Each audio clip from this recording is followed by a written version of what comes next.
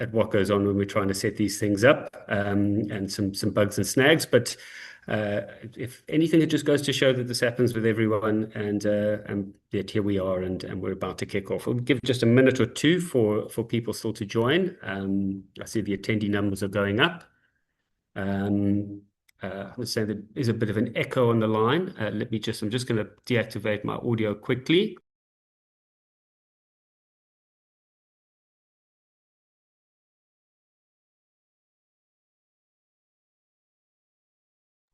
All right, I hope there's no echo.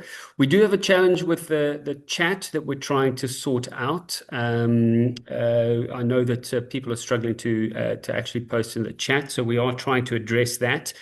From what I understand, you can post in the Q&A, so please do there. I've facilitated behind the scenes by the lovely Sivanati and Mary Lee, who are off camera and are doing their best to juggle all of the technical stuff, and can hopefully address questions, and we'll be able to provide them to Melissa and I in real time. So while we just try to sort out some of the other snags, but please do bear with us. Yeah, these things happen. We are going to be talking about a subject today where over the next year or so, there are going to be a lot of things that go wrong and that are unexpected as we all manage a big transition into the unknown. So probably only fitting that we're having to tap dance through some of these technical things now, because I imagine we're all going to be doing a bit of that in the months ahead. All right, without further ado, welcome. Just going to give a little bit of housekeeping at the start here. Firstly, my name is Andrew Allison. I'm the Chief Commercial Officer here at Red and Yellow. I'm going to introduce you to and hand over in a few minutes to Melissa Opperman, who is sitting quietly on camera at the moment.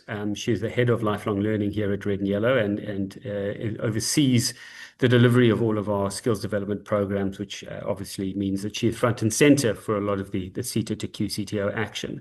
But just in terms of housekeeping, as I said, we're having some challenges with the chat, so please make use of the Q&A while we try to sort it out if we can.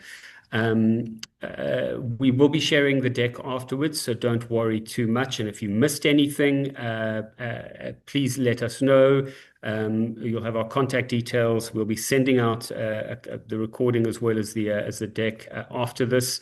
And you always have the opportunity to contact anyone in our team. We're always on hand to chat, to talk through challenges you might be having, to brainstorm. And if we don't have the answers ourselves, we will do our utmost to try and find them for you. We're probably going to aim to get through the topics today in about 14 minutes, leaving some time for questions and answers. And yeah, please feel free to jump in the Q&A. We'll try and screen those as we're going, and if there are questions that we can answer as they come up, we will do our best to do so. Otherwise, we'll try and just preserve them for the end and try and get through the ones that we can. But as I said, if we don't get to anything and you need an answer, please just get in touch with us afterwards, and we'll do our best. I think that is it in terms of housekeeping. I think we can move to the next slide, please. I'm just going to do a quick intro into Red and Yellow. We've just spent a couple of minutes. Some of you hopefully are very familiar with us. But we are one of South Africa's and Africa's top marketing, advertising, communications, and design colleges. We've been around for 34 years, leading provider of design and digital marketing training in the continent. Since 2020, we've been a member of the Honoris United Universities Network. We are also in the accreditation space. Well, I'll get to that, sorry. A little bit about our genesis. We started out life as an industry-focused school, very much focused on advertising, creative industries. And over the last 34 years, we've gone through the full transformation from being very much a vocationally unaccredited industry specific school that started life in an agency in Roland Street in Cape Town, to a fully accredited private higher education institution at the moment that operates across multiple different accreditory regimes, and offers a full range, the full spectrum of skills development programs, lifelong learning programs, executive education, undergraduate, postgraduate qualifications. So when it comes to education, I think we've got the map covered. We play in quite a few environments. In terms of our accreditation framework, again, I'm getting my slides mixed up. We are very proud of our accolades. The #1 ranked school 4 years in a row at the Penduring Awards. They're a big awards show for creatives that focus on Indigenous South African languages and not the English language, which is serviced by largely by the Luries, which we were the #1 ranked school in 2025. We've also finalists in a number of other awards, like the L'Oreal Brandstorm Honoris Impact competition, and we're currently the #2 ranked creative college in Africa and the Middle East by the One Club, a global awards institution. In terms of our accreditation framework, we got to it eventually. I think we're a rarity in South Africa. We're a training provider, higher education institution that plays across a number of HEQC frameworks. We THEAD accredited. We are a fully CHE accredited private higher education institution, and accreditations with mixed SETA and QCTO. So we play in the higher ed space and the occupational space, and that gives us the ability to flex across the full learning programs matrix. So category A through F, we've got you covered. Bursaries through our campus in Cape Town, and then category B, C, D, E, F, G, you name it, all the way down. We've got a program that suits your needs, and where we haven't got something off the shelf, we've got a fantastic team who will sit with you, understand your learning needs, and develop a program that meets exactly what your people need, and critically is delivered in a way that aligns with your BE targets and requirements.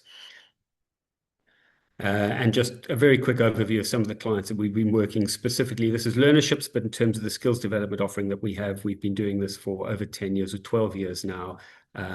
Anything from 1 or 2 learners who need to join one of our open cohorts to entirely customized internship programs and academies. We run the full remit, and again, always try to make sure that we are doing it in a way that is optimized for your BE criteria, but crucially making sure that the educational outputs are paramount. We're first and foremost educators, and so we lead with education and outcomes, and then make sure that the BE boxes are ticked, not the other way around. That is a crucial differentiator. It's something we're very proud about, and it hopefully sets us apart from a lot of training providers out there.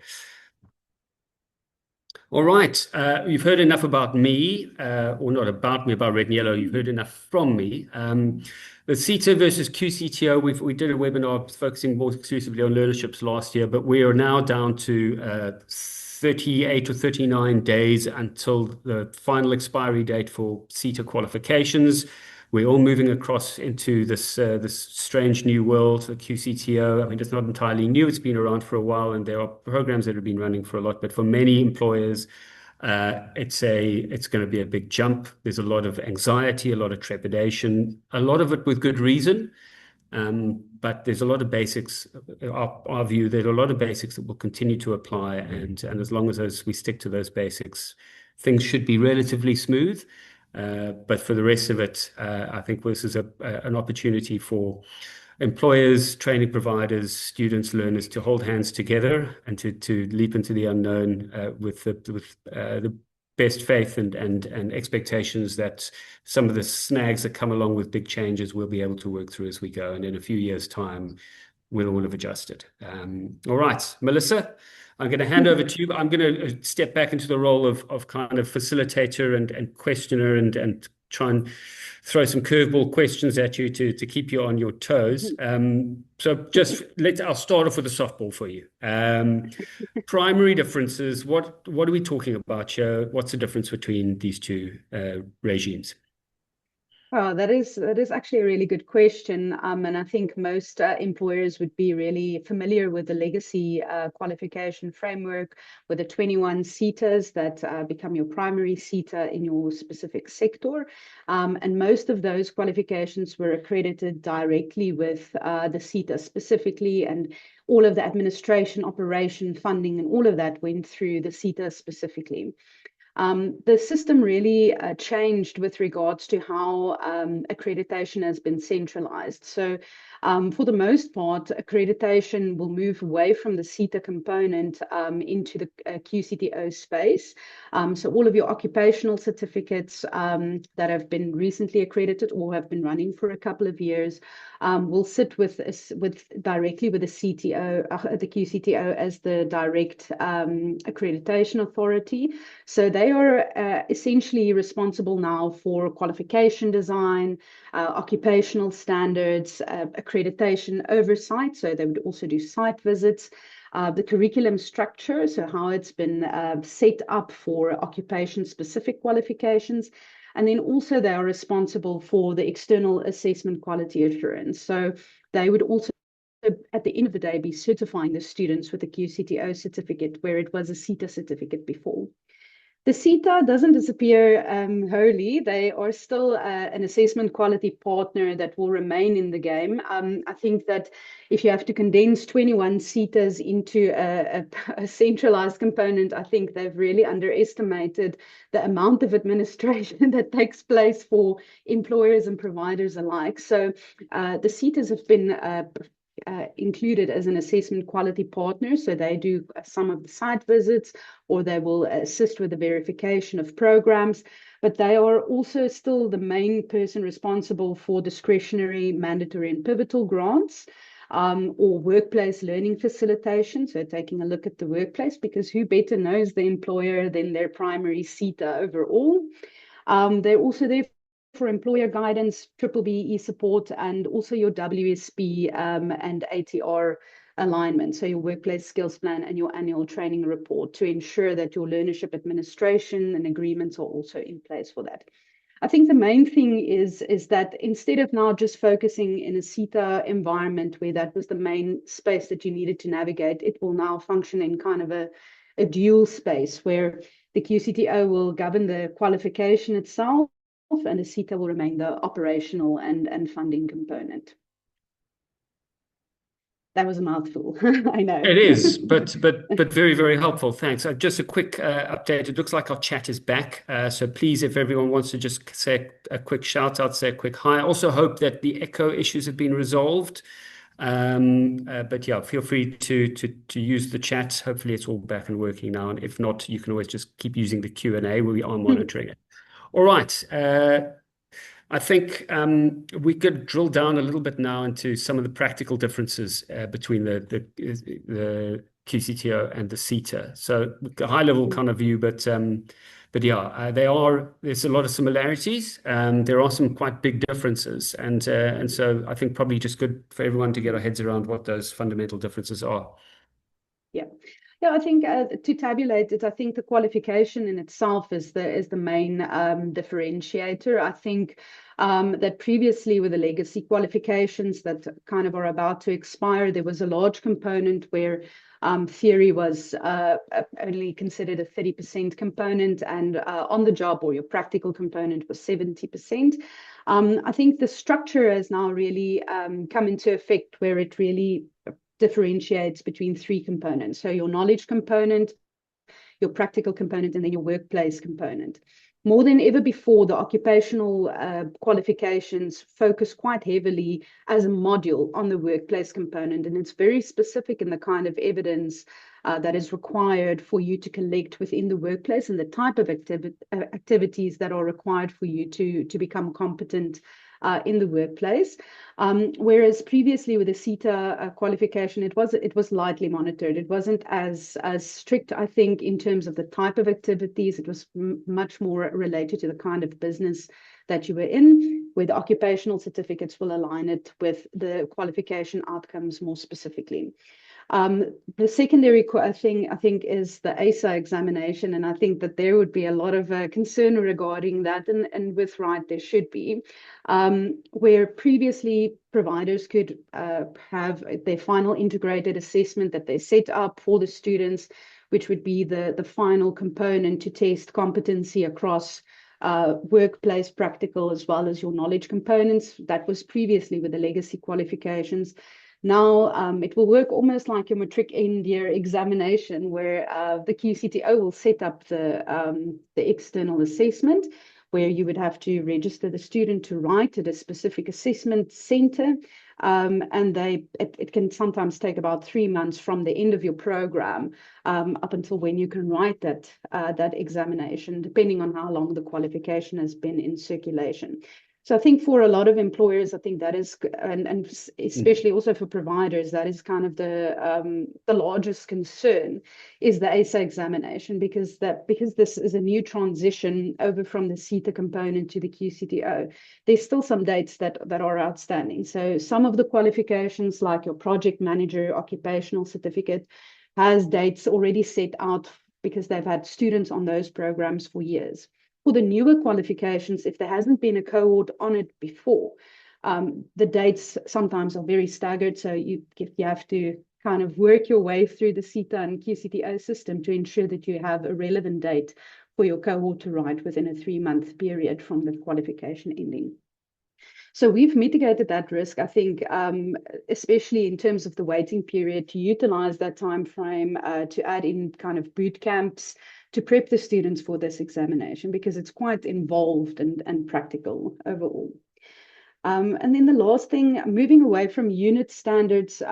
So qualifications under the SETA system was built out of specific unit standards. So you could build up your qualifications, like slowly through that, and it would be mobile across different providers. Here, I think it's very specific curriculum outcomes, so that no more unit standards that you can link independently. This is something that you have to work through, the curriculum specifically. And then the certification I've already mentioned. So SETAs usually had to give their certification out in the legacy qualification program. So I think the turnaround time was quite slow, I think, for a lot of SETAs. You had to wait sometimes almost a year for a certificate, depending on the SETA. The QCTO is now the centralized authority, and they should apparently, according to standards, be a quicker turnaround time in order to receive certificates. That's theoretically should be quicker. Yeah, I'm saying theoretically. Yeah. It remains to be seen if the whole system moves over. So we'll see how it affects their administration capabilities. So what I thought, I mean, you said it, I think the other day, which made the penny drop a little bit more for me. This difference, whereas under the SETA framework, the training providers could, they manage their own assessments, set their own exams, set their own tests, do their own. There were a lot more control of the assessment process, which is a good thing or a bad thing, depending on the quality of the institution. And now with this kind of nationally aligned, the ESAs, and we've mentioned the FESAs just now with the with the skills programs. Everyone writes the same paper at the same time. You've got this national kind of quality assurance. The standard then should be comparable from, you should know, irrespective of which provider a student has come from, that they've met a national standard. You explained, which I thought was quite useful, is it's similar to everyone coming together from different schools and writing matric, which that made a lot of sense to me. I suppose the challenge with this, which we've experienced in some of the programs that we've run as people move across, is some of the frustrations that learners and in turn employers have felt, that the program's finished and they're now waiting for their ESA. And that I think we're going to have to work through that. I think this is one of these things, as training providers, as employers, we just need to manage that expectation up front to say, look, there might be these delays. It's out of our hands. Everyone's going to be experiencing the same thing. We will do our best, as you know, as the training provider. It's our job to try and mitigate and manage the expectations as much as possible and use that gap productively. But this is the reality of the new environment we're moving into. Yeah, I guess it's true. I think that the most important thing is to remember, is I think that we sometimes forget how difficult the SETA system was, especially in the beginning, and sometimes even currently, in terms of time frames and administration, depending on how good your relationship is with the relevant SETA overall. And which SETA? And which SETA. So I guess, it depends on... I think we forget sometimes how difficult and how we had to adjust our systems in the beginning with the SETA system as well. I think this is just an adjustment, and yes, it sometimes it comes with frustration. But I think anticipating those kind of risks coming coming from that, we've already anticipated them. We know the struggles that, so managing that expectation is really important, and to know that it can only and hopefully get better from here, depending on how good your relationship, the training provider's relationship with the SETA and Absolutely. with the QCTO is. All right. We've spoken. Obviously, learnerships are kind of front and center in this QCTO space, but we don't want to forget about skills programs. There's not a huge breadth of programs available, which is probably frustrating, but we expect that those will build out over time. But what are the kind of fundamental differences as far as skills programs are concerned? If you look with skills programs before, you had the ability to use the unit standards to build out something bespoke, have it accredited. It was, I think, an easier system, but all of that will fall away. So the only availability really in terms of that is the skills programs, which you have on the QCTO website. Some of them are really limited. It doesn't cover really all of the things that you would find necessarily in your industry. It's still something that is being built out. But the thing I think is the most important difference is that the skills programs don't have an ASA examination that is set up by the QCTO. This final integrated assessment can be set up by the training provider, but there is a trick. So you have to develop a FISA for each independent cohort that has to be sent through to the QCTO for approval. And again, I think the time frame is of concern here specifically because it can take a minimum of 3 months for them to return with feedback on that specific FISA examination, and you have to create a new one for each independent cohort that comes in. So and sometimes after you've sent it, you might not even get approval. So this is something that I think is worth knowing, is that yes, it's a limited range, but the process in terms of the final integrated assessment, it follows the same structure as the knowledge, the practical, as well as the workplace component. But the FISA is I think a lot of providers as well as employers underestimate that, specifically because they don't realize that they have to send that examination independently to the QCTO. Sure. And that can be a turnaround time. The waiting period is Yeah, I sometimes know we can quite see a extensive. bottleneck. Everyone clamoring to get their programs, their Yeah. theses in. This is bottleneck coming. All right. What is it? There's also some other practical things that employers have to think about in terms of workplace approval. What can you tell us about that? Yeah, so I think this is important. They use the SETAs for this also as well. So specific qualifications will have a SETA link to it as their assessment quality partner. And because the SETAs are still responsible for the workplace integrated learning component to ensure that takes place properly, you have to do your workplace approval through your relevant SETA. So if you have a qualification that you are entering a learnership with and it falls within a different SETA, that there's some paperwork that needs to go with that. So sometimes they do site visits. So in our experience, they don't always, it depends on the SETA specifically, but this is how it normally should go. So they would identify the workplace requirements that would link together with the specific qualification. And it would be important to prepare the workplace accordingly. So if there's specific software that is required or specific tools for the trade, they would consider that. You then apply for the workplace approval through your relevant SETA. They work together with the QCTO on that, and they can have a workplace site visit and evaluation. They don't always, but they have done so, and it's more apprenticeship that does that sometimes. But in our experience, they haven't. They really just review the documentation and that all of your docs are in a row, your mentors are selected, all of those things are in place. Then you do your approval and registration on the LMIS for the specific SETA, and then you start implementing workplace learning. They can also come and monitor.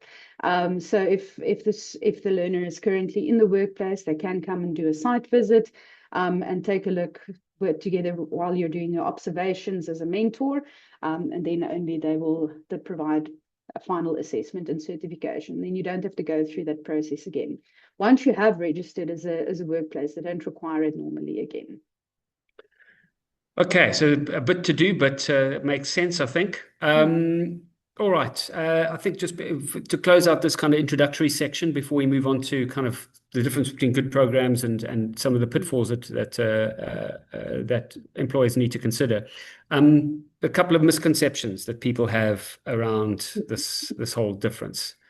Talk us through these. What do you mean by these? So I think people think it's basically the same thing with a different acronym. So SETA, QCTO, people think it's just this, it's the same kind of thing, but it just has a different name. It is not. I think the workplace integrated component is much more extensive.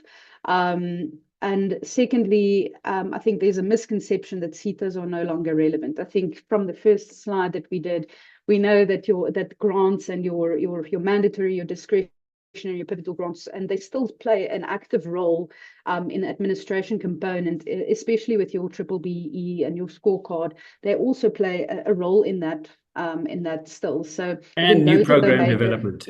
yes, that is something important as well. Thank you, Andrew. The new program development gets suggested by the SETA, and that if you as an employer put pressure on your relevant primary SETA to say, this is a qualification that is really needed for our industry, we need to have that. If it's not currently on the list of qualifications, then they assist you to help develop that and then put it through for approval on QCTO. So it will go out for public comment and then come back to be registered as a specific qualification. We've actually gone through that process I was about to with say, let's not I won't shirk the miss that. opportunity to blow our own trumpets. Yeah. We actually went through that same structure. We a couple of years ago, and we knew that this was coming, irrespective of the extensions that were given for the legacy qualifications. There wasn't anything for advertising currently in the occupational framework. So we assisted Mixita as an example to get the higher occupational certificate in advertising registered and accredited, and it is now in the system. So it took about 3 years from development up until ready for accreditation through SAQA. And that's obviously dependent on different seaters, but to stress the point, this is something that we can Mm, assist with. But also, yeah. if there isn't something there, don't just assume that list is exhaustive. Challenge your training providers, your partners, get your industry Mm, associations to lobby your relevant seaters and work on developing new programs. I think that is very much part of the process that continues, that has happened. So we've done it, and so we're hopeful that mm. as other seaters and others will do it as well.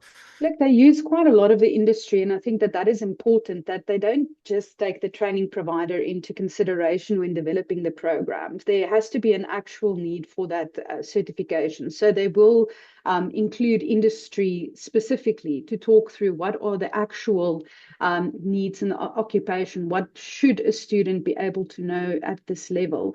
So they don't do it in isolation, and I think that that was part of the problem before, and why some of the legacy programs really stagnated in terms of outcomes, is because it wasn't industry aligned in terms of the outcomes anymore. It was really reliant on the training provider to ensure that it was still, relevant, industry specific.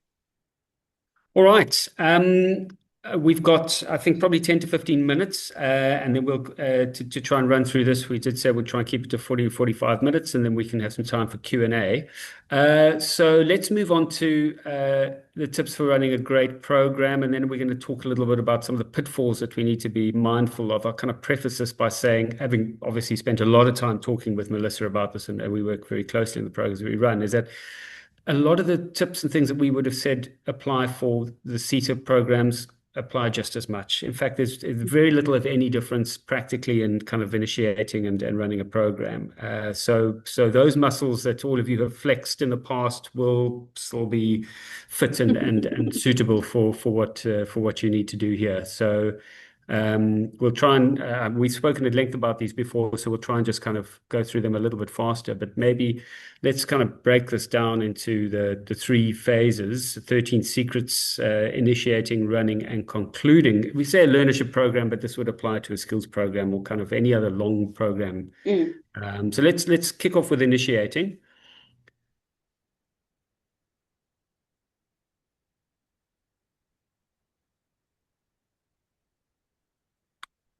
While we wait for the slide to change. All There right. you go. Okay. I guess the first one is to brace yourself for a demanding journey. I think there's no reason to sugarcoat anything. I think a lot of organizations often kind of underestimate the administration that is needed, or the level of learner support needed, or even the importance of workplace integration or commitment required from managers and mentors. And I think the most important thing is the successful programs begin with realistic expectations, and to be clear and understanding what comes to learner success. But it is a demanding journey, and that is something that you should know upfront. Are you going to Yes. run us through them? Sorry, I wasn't necessarily going to challenge you on every single Okay. point because I'm Okay. agreeing with No. you. So Okay. Cool. I love that. Thank you.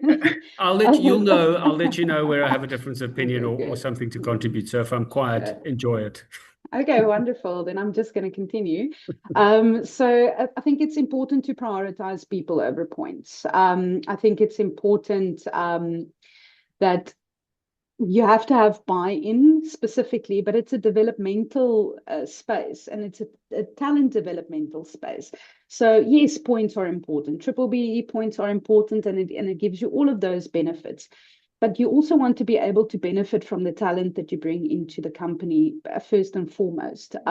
So recruiting the right people is the one directly thereafter, is to ensure that you recruit properly.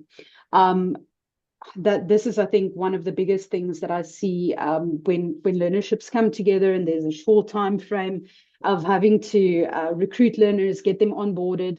But it still should be done properly. Is recruit someone that has the passion and the right attitude, that has the commitment, or else you will sit with learnership hoppers that hop from one to another, depending on the stipend. So I think recruitment is very important to understand the type of person you're bringing into the organization, and really trying to develop them for the benefit of your company, because that is what the talent that you can potentially then absorb. So developing that talent is very important. And we Yeah, I can think. move on. Oh, sorry. Okay. I was just going to say, I think that like this, I think you said in the past, and the number is a bit arbitrary, but that kind of 80%. That's not, I haven't actually measured that, but of the success of a program, it comes down to that recruitment. It's worth investing as much time as any in that. If you can get learners who actually want to be in the industry that you're in and kind of see them, you go far more, they're not just doing it for, as you point Yeah. out, for the stipend or because they need a job. And I mean, I realize this, the practical challenge is you want to spend as much time as possible as you can, and that should always be the case on the recruitment, because that time will yield dividends and time saved later on. But we're also cognizant that particularly where you've got funding, those windows to, you wait and It's wait 30 and wait, and days. then you suddenly get your SLA, and now you've got 30 days. Yeah. And so it's all everyone's sitting on their hand waiting. I Mm, mean, we know it's difficult because we're often right in the center of that chaos and mm, that storm of we've got ISLA, we need to launch in 30 days. Is try and do as much prep. If you know this is going to come, kind of line things up to the best you can. Work with it's us, your training partners too, and your recruitment partners to just align it up so that when you're ready to go, you're not starting from a cold start. You've at least, you're Yeah. moving a little bit. It will just give you that much more breathing room, take a little bit of pressure off everyone, and will give you a bit more time to recruit. That just as a last, I think, thought on the recruitment element, we should also be cognizant of the learners that do apply for these learnerships specifically. 60% is unemployed currently in our youth, so it is a desperate space for a lot of people, because you get to get experience, you are being paid for it, and you get to have a qualification that doesn't cost you as a student a cent. It is sometimes a desperate space, but it is important to align, where their passion lies and having the right attitude. I think that really does make the difference in terms of commitment for a student to see it through, and not just drop off because things become a little bit difficult, or that they feel that the workload is too much. So having that commitment and motivation is very important from a recruitment 100%. aspect. All right, Cool. implementation. So the running of program. What Yes. can we all do to make sure these things go as smoothly as possible and as successfully as possible? I think the most important thing, and that is why I put it in the first as a first point, is good onboarding and orientation. And I don't just mean from an academic standpoint. So we already have that part of our programs specifically is onboarding and orientating a student for academic success.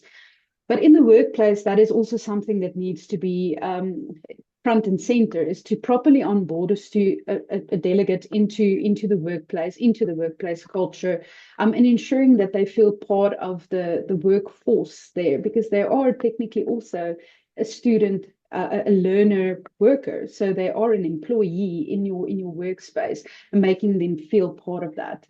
I think that is one of the most important things, because belonging actually brings a lot of commitment through that process as well. I think the second component is to incentivize performance. And I'm like, yeah, but I'm already like paying a lot for the stipends and all of the academics. But I think that we are also human, and we also need to remember that learners are also human, and things that motivate us, or sometimes it doesn't have to be big. But sometimes if they've done well academically, or if they've done a good job at the workplace specifically, is to incentivize, is to get something like, here is a fantastic, let's do donuts, let's do a take a lot voucher. This was such an amazing thing. So link it to their KPIs or their development plans, because they are also employees for a year in your space. So ensuring that they know what the measurement is, how would they reach the next echelon in total. And then a more important thing is, I think, is enlisting strong managers and mentors and support them with it. I wouldn't, it would be remiss of me to say that I think that sometimes in learnerships, especially with the short turnaround time and the recruitment time frames, we sometimes just place people's names on a list, and say, you are going to be a mentor for people. Mentors don't necessarily always have to be managers. It could be someone that really excels in the type of job that the learner is supposed to do, and can actually be a kind of colleague, peer that trains this person on the job. It should be someone that can support in that specific space, and that actually has the time available to do that. And that doesn't sound necessarily possible in most managers' world. I know that, but having that kind of support available, being able to communicate constantly and frequently, and giving the learner feedback, saying, this is a campaign that we've worked on. These are the things that you did really well, but maybe these are the kind of things that we need to take a look at and improving. And maybe for the next campaign, these are the things that we need to improve on. Let's work on these, give some advice. Because that is how you learn. On-the-job training is one of the most important practical elements for a student to get into the world of work. And then the last thing is also give the learners the space and time to learn at work. So they are still learners too. So they're working learners. So yes, the workplace component should take 70% of the time, but you should also be able to give them time within the week to work on their academic component, because what they learn in the academic capacity should be transferable within the workplace as well. So it's important to take a look at the workload, how you manage their workload as well. So having enough time available so that they can academically succeed and be able to excel in the workplace component as well. Just one, I would keep my My comments limited just in the interest of time, but one thing I thought is really, really valuable here is this that for strong managers, the mentors and managers. I mean, as much as this is an investment in the learners themselves, this is a fantastic opportunity for young managers and for new managers or people looking to Mm, grow to actually get management mm, and mentorship mm, development themselves. So look at this as a 360 thing. It's not mm, just about the learners. It's a great opportunity for mm, young managers mm, to practice to take somebody under their wing and grow it. So look at it as a developmental thing. You can build that into your manager's KPIs. One other thing, I'm just going to, there is an asterisk there. We have a fantastic online mentorship course, part of our online course offering. If anyone is interested in joining any of our programs or putting any people on our programs for the rest of the year, we will include a seat for each of the mentors on your programs free on our mm, online mentorship course. So mm, that's a commitment from us to help develop mm, your mentors. mm, Helps run the program. We've got a self-interest in it because it helps makes the program run a little bit more smoothly as mm, well. If we know we've got mm, fantastic mentors looking after the learners within your team. mm. Great. Sounds like a win-win-win, you know? Win-win.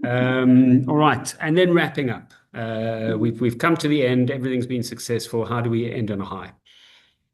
Well, I think it's important, like coming to the end of the program, is to not withdraw or deregister a learner prematurely. So I think that sometimes, especially when these are also socially vulnerable, sometimes students, that you need to be cognizant of the things that surround them. And sometimes it's something really small that can be fixed. And that comes together with having frequent communication that comes from the during program section. And there's also an opportunity that if there is a kind of deferral to a next run, that we also have for the legacy programs that will potentially not be something that we can do, but I'm sure in the occupational certificates, going forward, that is something that we definitely, we advise that strongly. So not to give up on students too early. They do need guidance. They aren't necessarily work ready. And I think that sometimes when we go through this recruitment process, we think we're getting a skilled person. You're not getting a skilled person. You need to guide them to become that. They just need to have the will and the attitude to do that and be willing to. I think keeping in touch with learners after the program ends, I think this is something really valuable for your business as well. We still keep in touch with our learnership students that come through to us as well. They become something really great, and to watch their journey is also as rewarding, and can form part of also how you've assisted youth going through this kind of process that they've developed, coming from nothing and becoming something. And being part of that journey, I think, is something really purposeful and really valuable. And then lastly, I think it's important to celebrate with them. So we have a SETA graduation. It's not something that a lot of places offer because of the long wait for the certificates. But we've established a really good relationship with our relevant SETA as well as with the QCTO. So around October each year, we have a SETA graduation, and that is the picture of last year's cohort that completed. So we host and we celebrate, but we also invite the mentors and the clients together to come and celebrate them and to see the success of what they've really achieved for the year. I think And that is the just second. Yeah. so touch on some of those from you spoke about the human side of the not withdrawing or Mm, deregistering. I think from a commercial side, the obviously when you deregister or withdraw somebody, you do lose the ability to count their salaries for your skills development, and also potentially you reduce further tranches for your seat of funding where they are funded programs. So there's a commercial side to it as well, but I would always lead with the human side. yeah. And then keeping in touch with learners, just one of the benefits, particularly for Red and Yellow, these are not just learners who finish a program because of we're a college, we're a higher education institution. They become alumni as well, and they join our very exclusive alumni network and all the benefits that go with that. So we don't just consider these as be graduating learners. All learners who complete, they've done a full qualification with Red and Yellow, that become our alumni.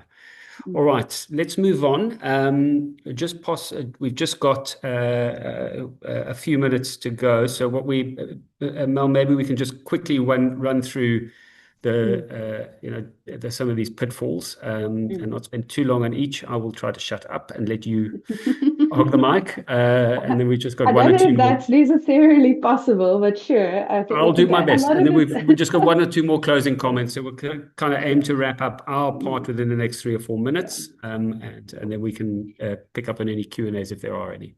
Yeah, I'm going to just mention some of them shortly. Some of them will come from our previous section specifically.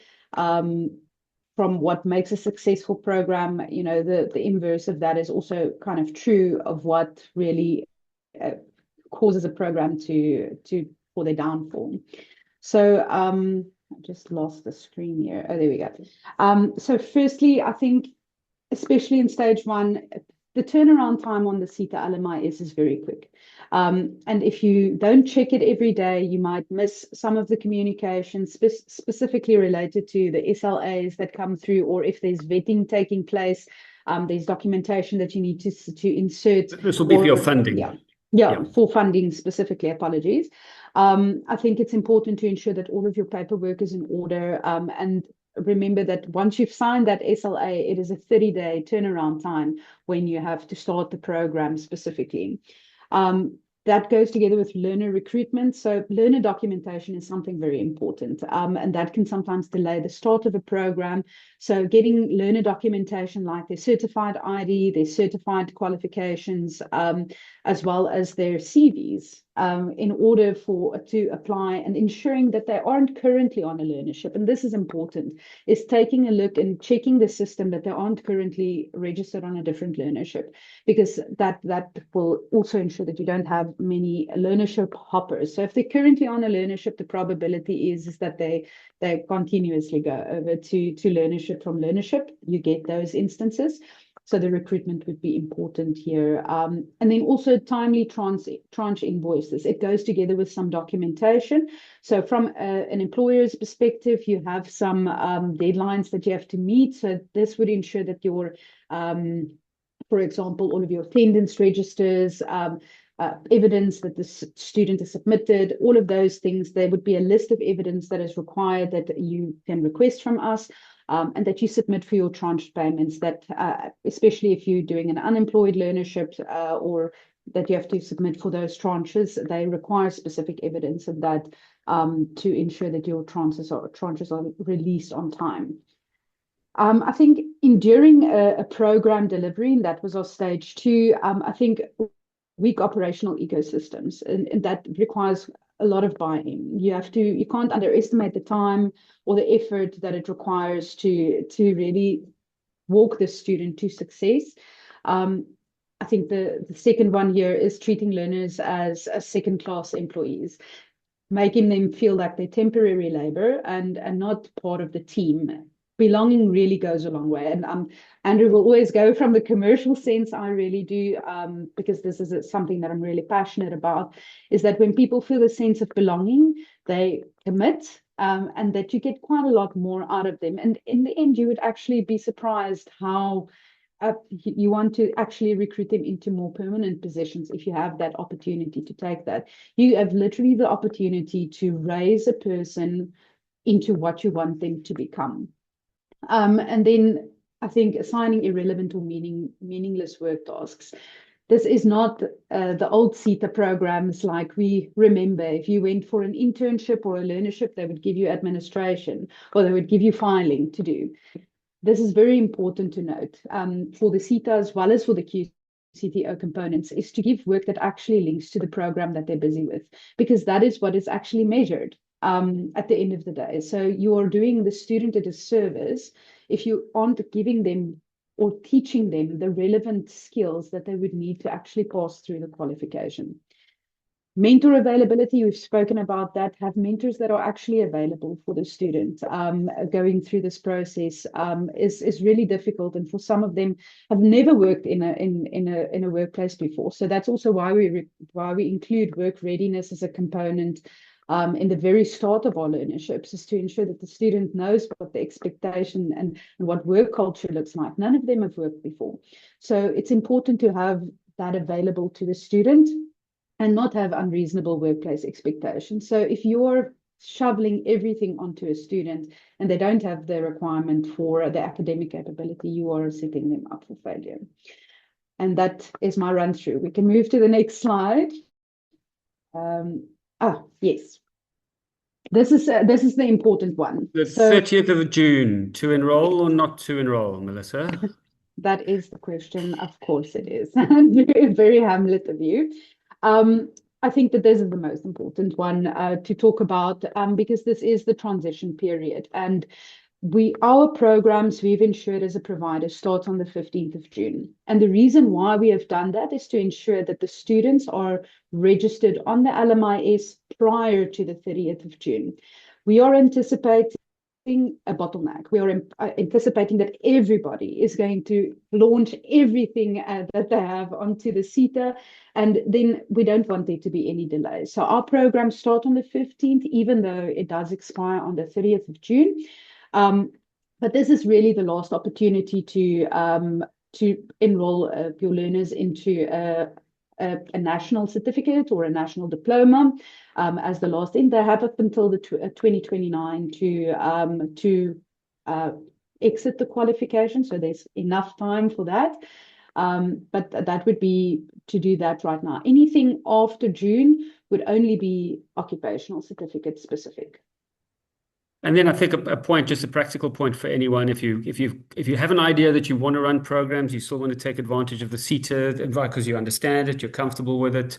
The last date for enrollments is at the 30th of June, but we can still teach out, I think it's 3 years. So as long as a student is registered and enrolled on the LMIS, SETA LMIS, we can still run the program at any time between now and the end of 30th of June 2029, I think that would be. It would be the 30th of June. So what we're happy to have a conversation around what that looks like. If obviously the learner needs to be enrolled, but if we've got the details, we can get them enrolled, and then we can discuss when you actually want to run the program. So get us your lists, get things in. We can kind of make plans to get everyone on the system, and then buy a bit of breathing room so when we actually start the program.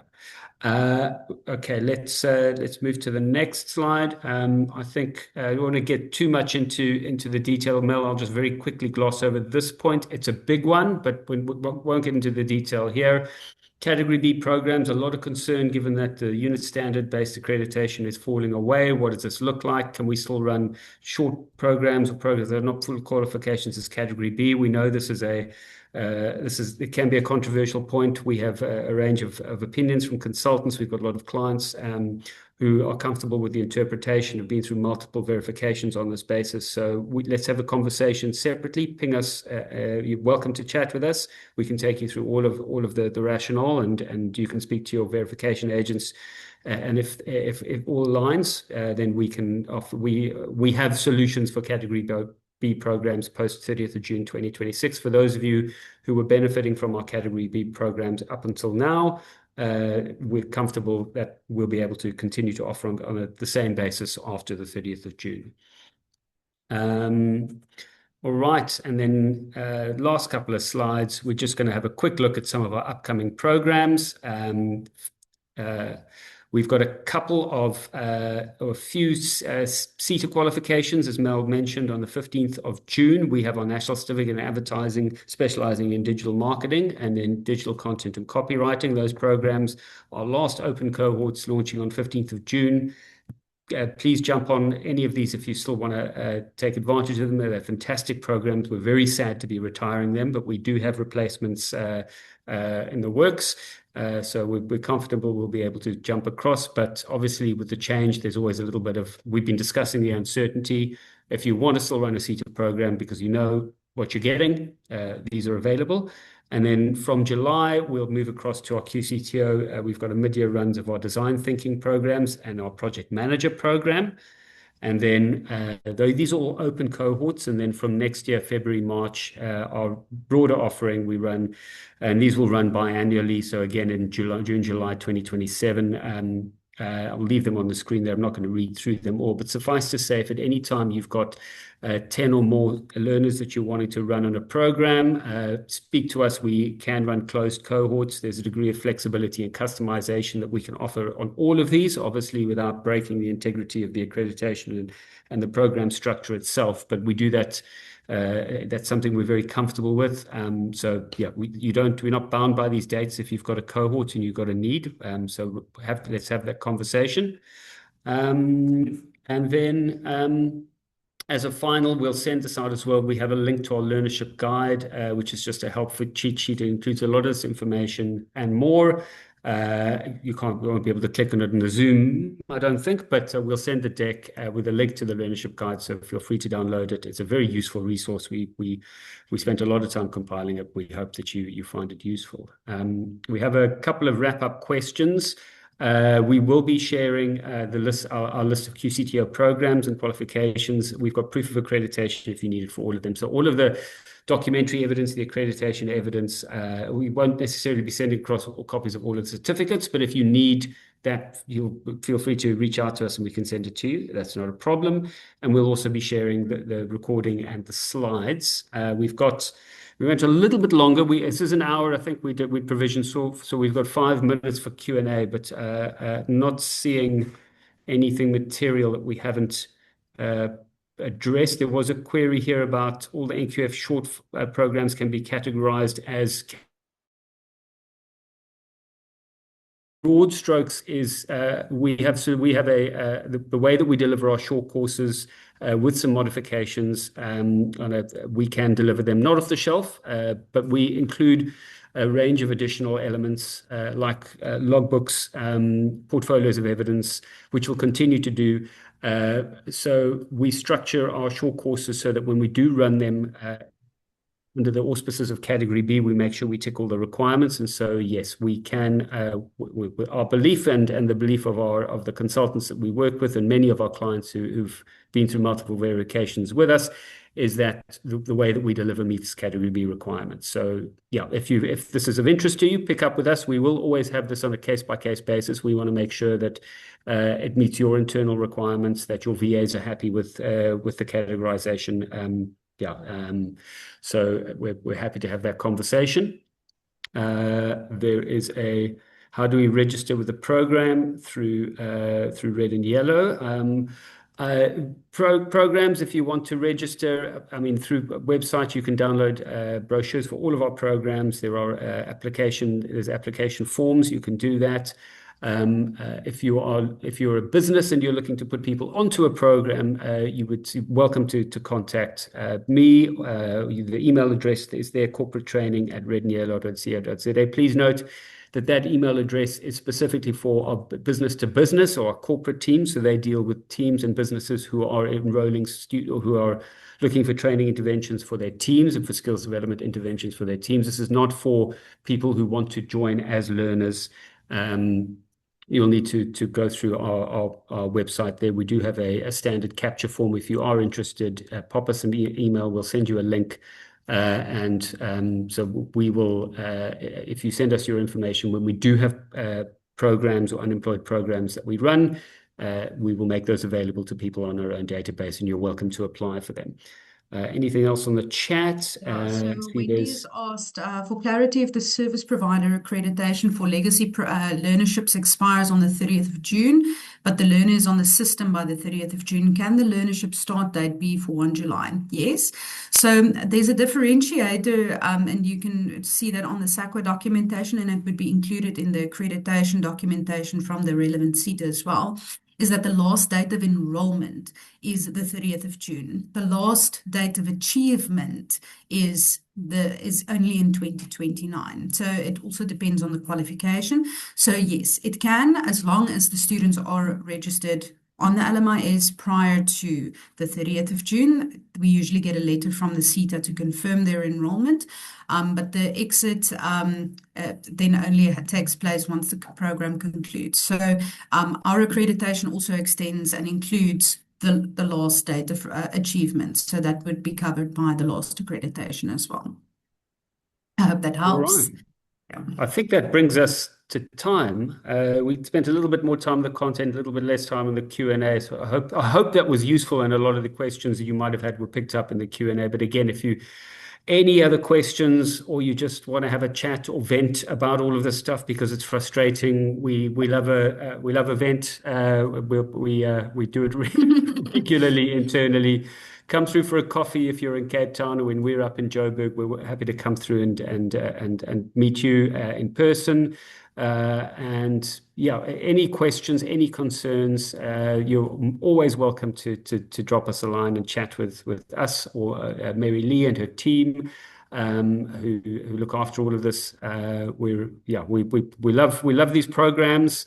We love a challenge. We've kind of looking at all of this as this.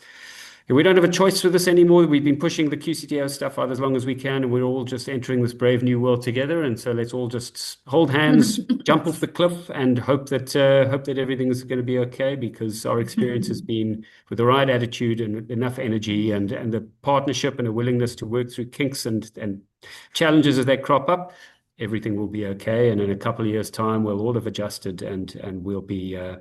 We'll laugh about all of these I worries hope we'll laugh in a about this couple of stuff. years' Yeah, time. we'll be laughing about new stuff. But Yeah. fantastic. Thank you, everyone, for joining. Once again, apologies for some of the technical glitches at the start, but hopefully this is symptomatic of all of the SETA to QCTO stuff. There'll be some glitches at the start, and hopefully, with enough time and a willingness to get through it, then you get back on track, and we'll finish strong. Have a fantastic rest of the day. Have a fantastic week, and best of luck, and have a fantastic 39 days until the 30th of June. And, All right, everyone. thanks, everyone. Bye-bye. Bye-bye.